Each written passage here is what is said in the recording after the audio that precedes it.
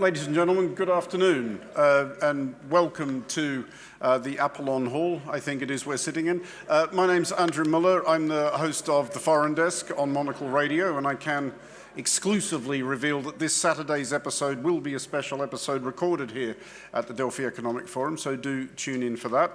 I'll introduce, first of all, an extremely distinguished panel going from left to right. We have Nikolaos Papathanasis, alternate Minister of National Economy and Finance of the Hellenic Republic of Greece. We have Themis Christophidou, Director General, European Commission, Regional and Urban Policy, and at the other end there, Darius Sadeckas, the Vice Minister of Finance, Republic of Lithuania.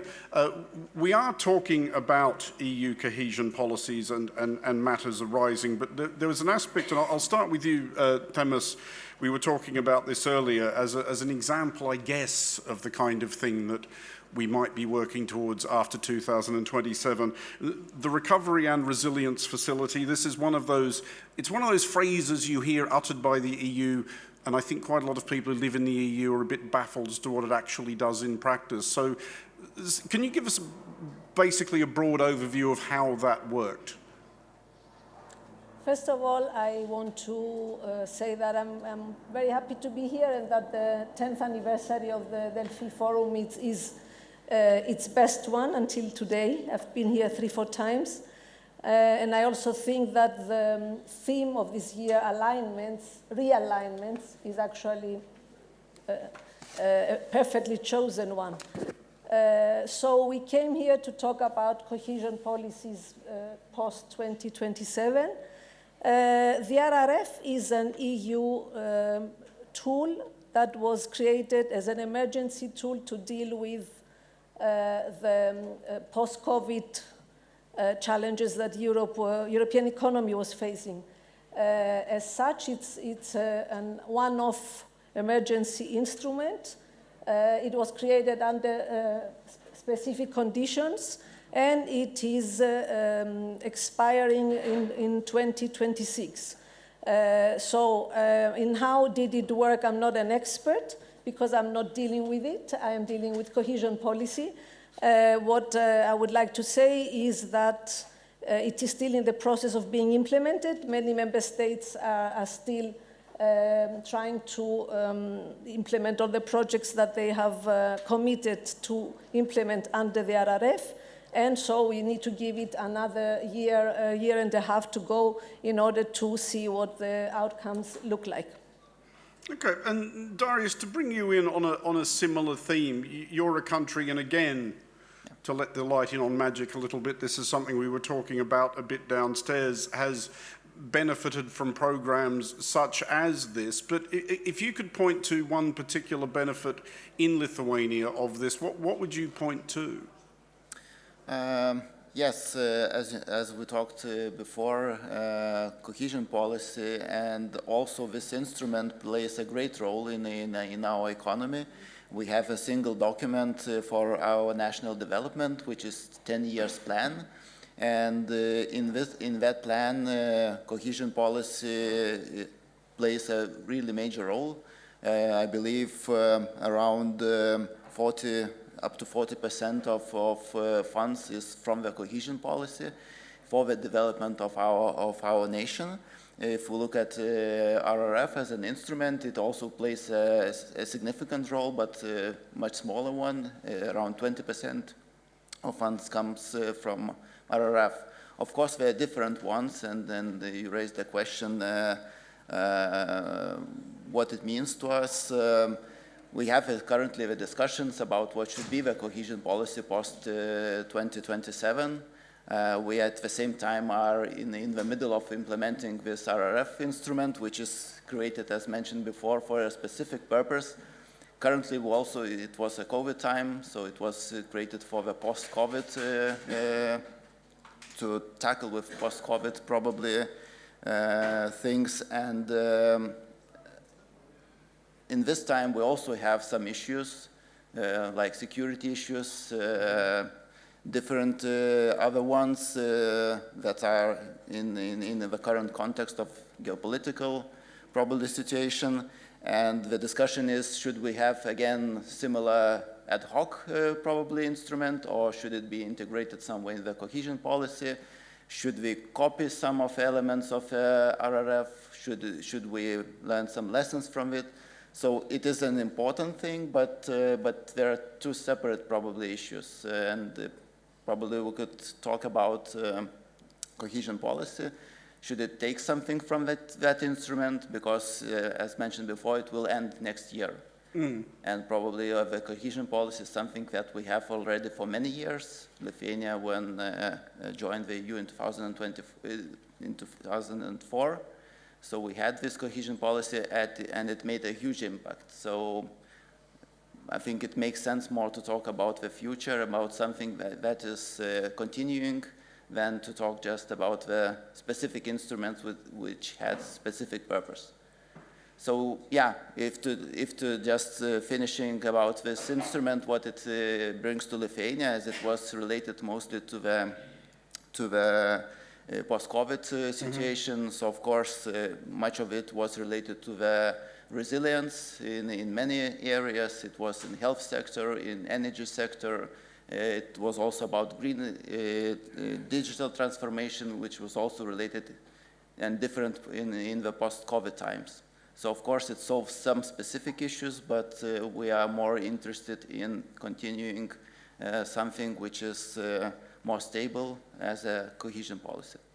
Well, at which point I will bring in the host nation. And Nikolaos, just on the idea, not so much as the policy of EU cohesion, if you think about this meeting of the Delphi Economic Forum versus last year's, obviously it's a very different world, but does the idea of cohesion among the EU strike you as much more urgent than it might have done 12 months ago? You couldn't have raised a more interesting question, Andrew, I think. And it's such a pleasure to be here at the 10th Delphi Forum, of course. It's an honor to be with Themis and Darius, and I'm sure we'll have a very interesting discussion. Now, you've raised an issue that is probably the talk of the town the last few days, and actually Delphi is happening at very interesting times. But let's go back on the principle. What is cohesion? What is cohesion policy? We live in Europe. We love to live in Europe. We are a European country. We are a pro-European government. We have a pro-European prime minister. And one of the basic principles of European Union is the single market. And we cannot have a single market without having a tool in order to converge the regional discrepancies, and this tool is called cohesion policy. So when we are discussing cohesion policy could not be the aspirin for all the climate crisis disasters. I mentioned that because I think in our discussion we should put all the parameters. First of all, Greece is, I would say, outperforming when it comes down to the European tools. Either the partnership agreement, we are second in absorption of the European funds in the partnership agreement. It was just announced yesterday, Themis. And we are proud about that. And we are within the 7 countries in running the RRF. What does this mean? It means that we've learned. We've learned through the financial crisis. We had 3 memorandums. We know that we cannot tolerate to lose any cent, I would say, from the European funds, because the European funds are an important part of our public investment plan. Now, what is the discussion now? Because we are running a revision. I would like to connect the revision that is happening for this running programming period with the next programming period. Now, the discussion is, and we were supposed to complete the revision by the end of March, Themis, and this has been is going to be postponed because Executive Vice President Fito, a person that really works to resolve many problems, is going to bring in certain amendments, certain revisions. And what are these revisions? I would say are the needs of each country in order to accommodate for special issues that have been raised during the last years. And of course, when you design a program, for example, the programming period of 2021-2027 has been designed back in the 4 or 5 years before the beginning of the programming period, and the needs of the countries have been changed. For example, we do have a serious demographic problem. And housing is important for us. Also, we have a mountainous region, we have communities in the mountains, we have islands, 1,000 of islands, so we have needs that have to be included in this revision. And now, going back to the needs for the next programming period, we should first of all work on preserving the cohesion policy as a necessary tool with the flexibility to accommodate the needs of each country. And Greece, we might have different needs than Lithuania. Darius probably will have a different issues to meet. So this is, I would say, a principle that we should follow, that each programming period should have an amendment period, like now we're running the revision for the RRF. Mr. Kavalakis, I see Mr. Kavalakis there. He's the leader of the RRF, the Greek RRF. Now, with the revision, we revised issues that might interest us more and might be more needy. For example, we had the Daniel destruction. We had to reallocate funds in order to accommodate for the destruction during the Daniel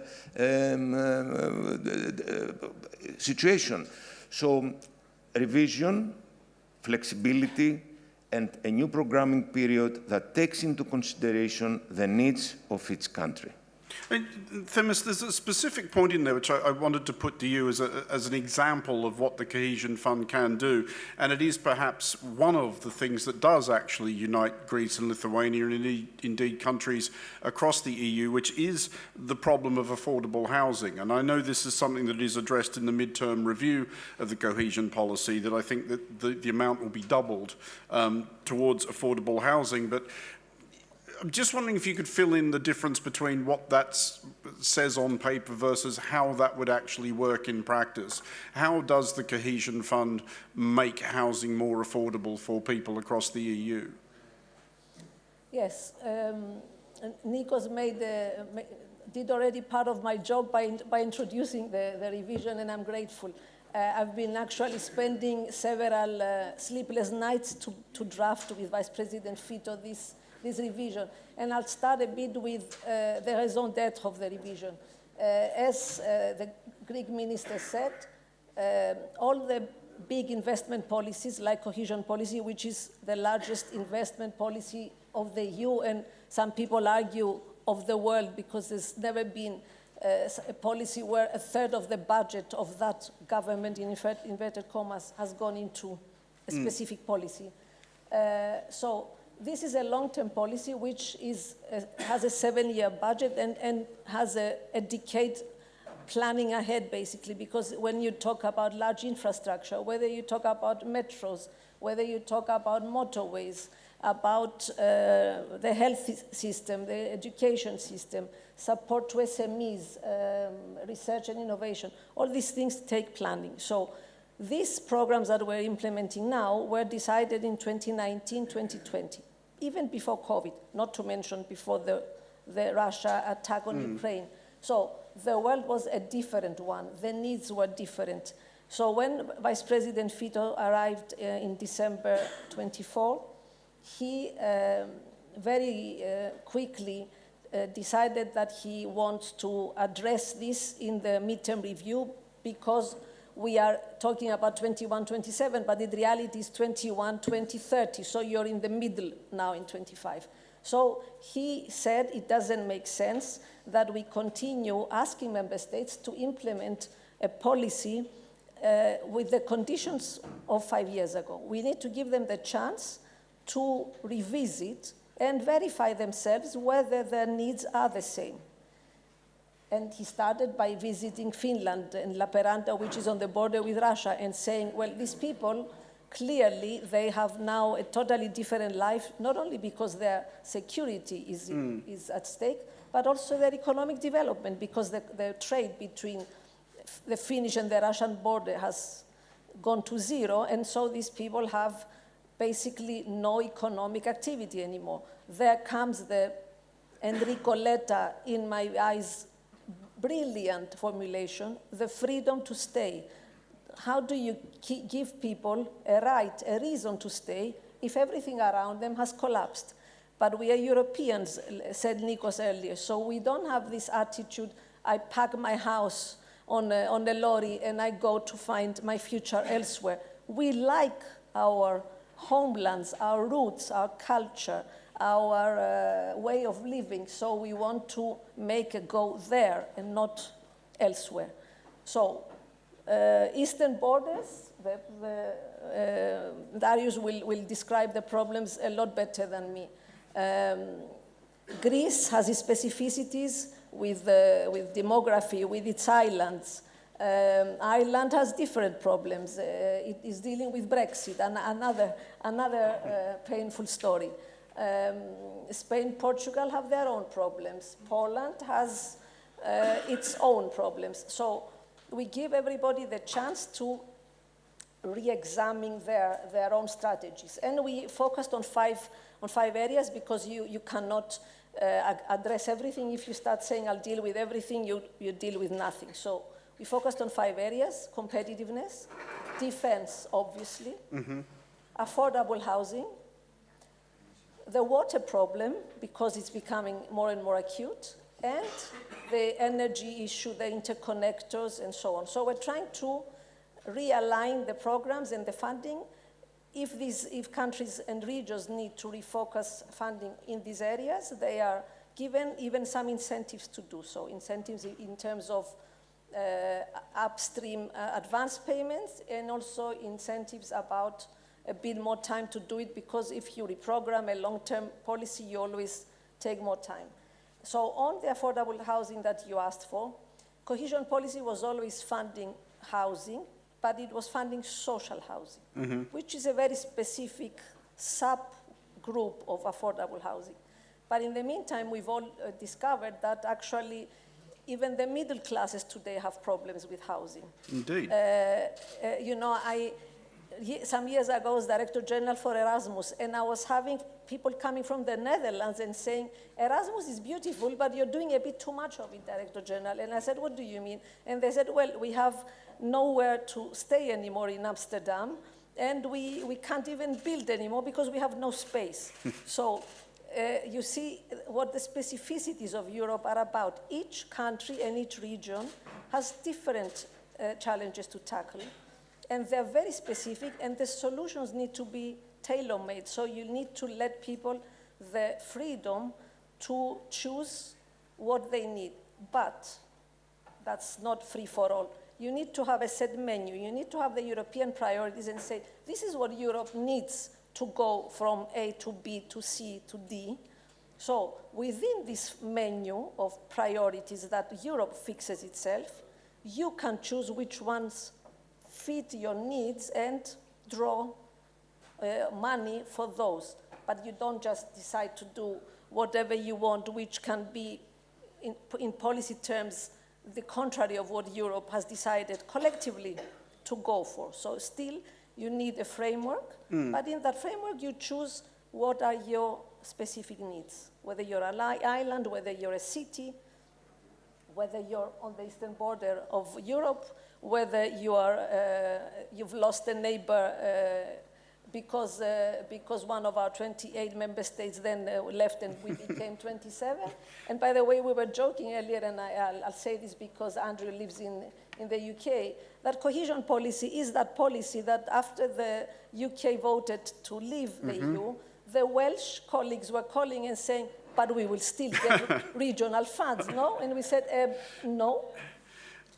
Yeah, they may have been encouraged towards that by a certain then future British Prime Minister, encouraging the idea that having your cake and eating it were not necessarily mutually exclusive. Sure. But Darius, I just wanted to ask you, as representing a country for whom defence has become a particular imperative in the last 3 years for obvious reasons, have you found that flexibility that Themis was talking about sufficient? Has it been easy for Lithuania to get access to what it actually needs in the moment? Yes, actually Lithuania already tried to direct some of the EU funds related to defense spending, not directly buying weapons or missiles or whatever, but investing in dual use, in innovations, in supporting defense industry in various ways. So we are already doing that. But of course, with additional suggestions from the European Commission, we will review again and try to put even more funds within those limits into the defense-related. But it's will not, as I said, it will not, of course, be like I don't know, military expenditure, but it will be related with the resilience of a society, with social security issues, so stuff like that. So of course we are happy with those relaxations and meeting our needs. Because for security we hear the discussion, should it be included in the cohesion policy? Is defense or security related issues, are they part of a defense, of a cohesion policy? From our point of view, from what we see on the ground, as some of the investors, they're deciding not to come into Lithuania, which was previously considering it. It is a signal for us that security issue is preventing us from actually converging towards Europe and converging and growing. So for us, security is not like itself a priority, but it's prerequisite for us to grow. Nikolaos, I'll bring you back in. It's a point Themis raised. It's the one about competitiveness within the EU and of the EU. And obviously, at one level, competitiveness and cohesion sound like they cancel each other out. But does that necessarily have to be the case? Can EU countries still find a way to compete with each other in a cohesive fashion? Well, I don't think they contradict each other. Actually, Themis is doing a great work and preparing the midterm review, and we would like to thank her for all the excellent cooperation that we've had and the assistance that has provided, and she's always there. But as I said, I don't think it contradicts. I kept the framework statement by Themis and also what Darius had said about the need of the country. And exactly this is what the situation could be between cohesion and competitiveness. Now, there was a discussion the other day about how social is the reduction of unemployment. The reduction of unemployment or the creation of new jobs is absolutely connected to the competitiveness. As we grow, as we create a better environment, then we create more jobs. Creating more jobs, it makes people have more disposable income. And this is, as a situation, a social issue that assists families and individuals in order to have a better life. So the flexibility between cohesion policy and competitiveness, because competitiveness is in the framework picture. I believe it's very important. We can see needs we have in order to support companies, and in order to create this environment. We have an investment gap in Greece. This is actually a result of all the financial crisis we have undergone. We still have approximately 150% debt to GDP, although we are decreasing at the highest rate in the European Union. We do have more than double the growth of the average European country, but we still have an investment gap. So we could redirect funds, although we believe that in the new MFF we should see more carefully the competitiveness issue, and of course the Draghi report initiates a new discussion, the discussion of how Europe could be more competitive, especially now that all this tariff situation has been raised, and of course we don't know how this will end, but we said that we should be very careful. We have a strategic agreement with the United States. We are a European country. We would like also to protect our products. We have a deficit when it comes down to the commercial balance. We have to be very careful. We are waiting. We believe that there could be a win-win situation between European Union and the United States, but at the same time we have to be very careful in protecting our products, and especially the agricultural products that are very significant for our GDP. Themis, I'm also wondering, as part of the midterm review and as part of thinking about cohesion policy generally, have there been any discussions had, perhaps any lessons learned from the disaster of Brexit? Because you mentioned the example of Wales somehow thinking that the EU funds would keep coming despite leaving the European Union. It was my own observation that that whole campaign nearly 10 years ago now was conducted through such a fog of ignorance, people genuinely not knowing what the European Union is or what it actually does. Has anything been learnt about how to actually communicate nuts and bolts stuff like this is what we actually do and this is how and why we do it? I will now have to apologize to the two politicians on my side, because I will need to say, if I'm true to myself, that politicians in Europe have a big responsibility about this. Politicians in the UK at the time and more generally. So these gentlemen, I know that they are exempt from my criticism, because I know how much they talk about what Europe is doing in their country.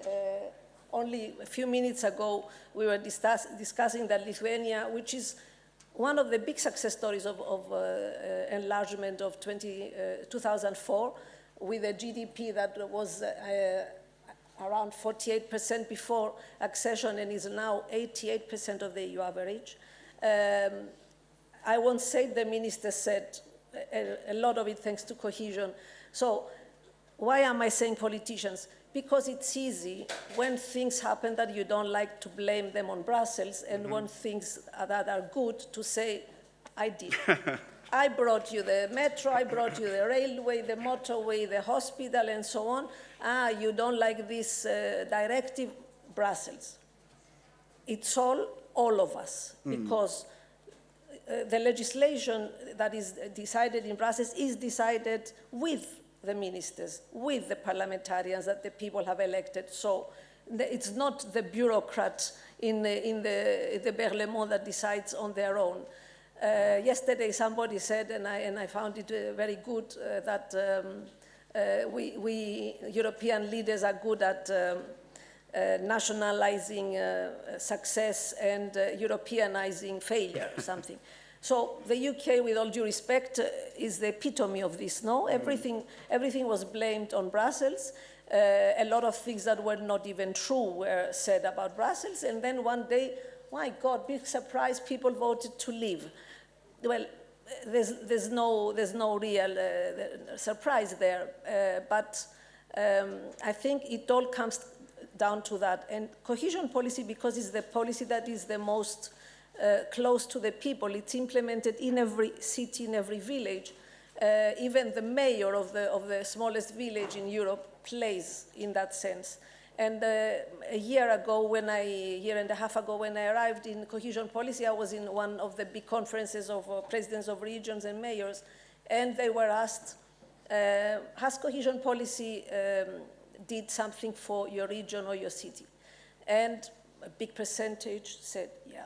And then they were asked, do your citizens know that those things that happened are thanks to the EU? And you had, a handful of hands that were raised. It tells a story. So unless we talk about things as they are, unless we tell people this is what Europe does for you,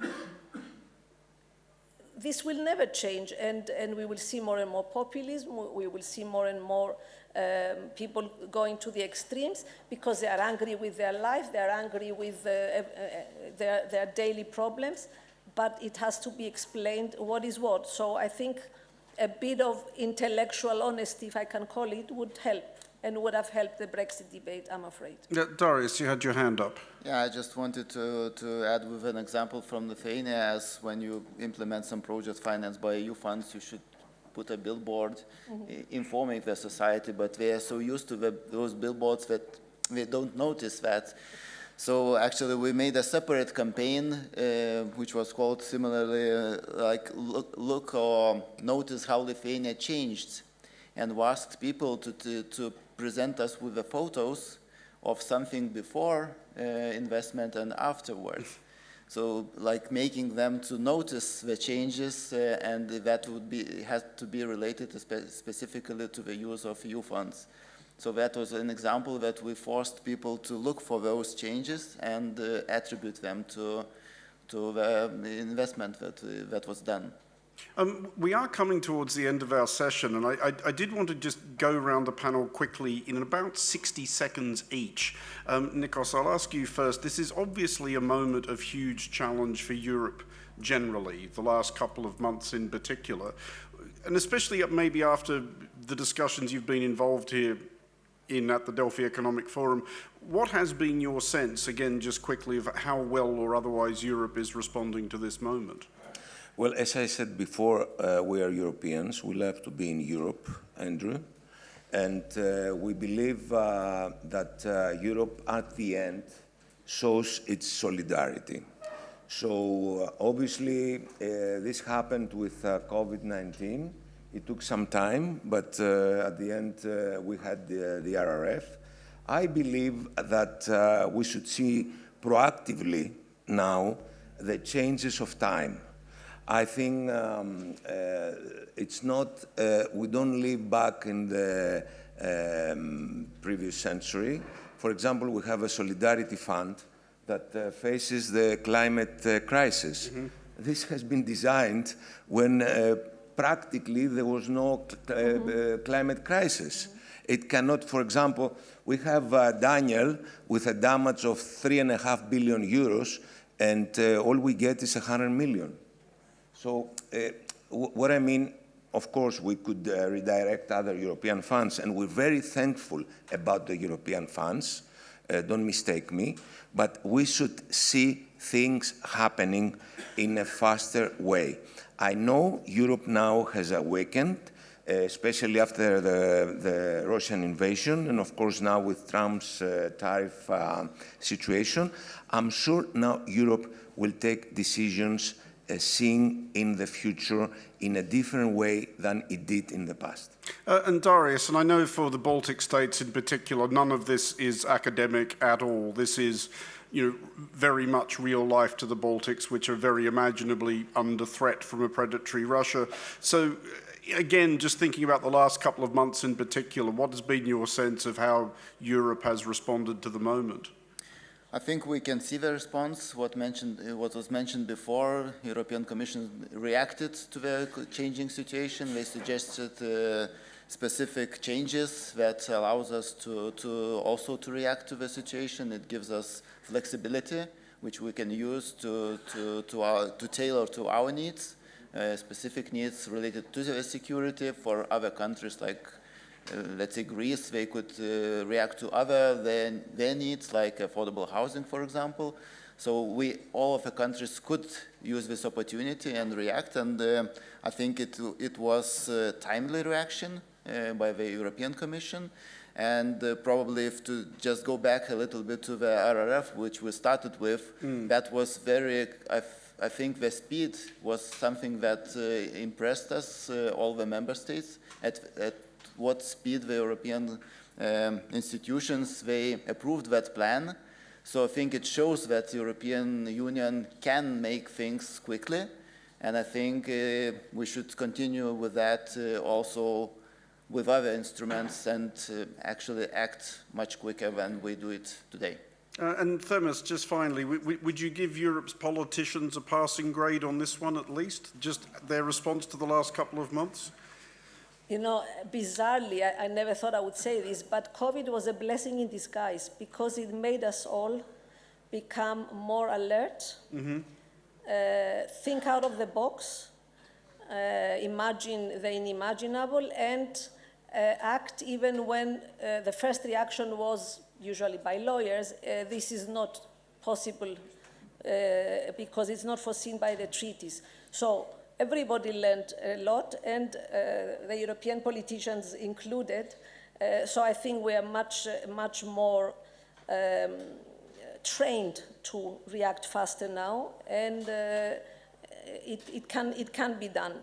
We also need to simplify procedures, and I'm grateful that all these challenges also have this silver lining that they make us see how to simplify, because simpler, faster, more flexible, more agile is what we need. Well, thank you very much, all three of you. Thank you all very much for listening. Do stick around for the next panel. But yeah, it's been a pleasure, and enjoy the rest of your week. And thank you, Andrew.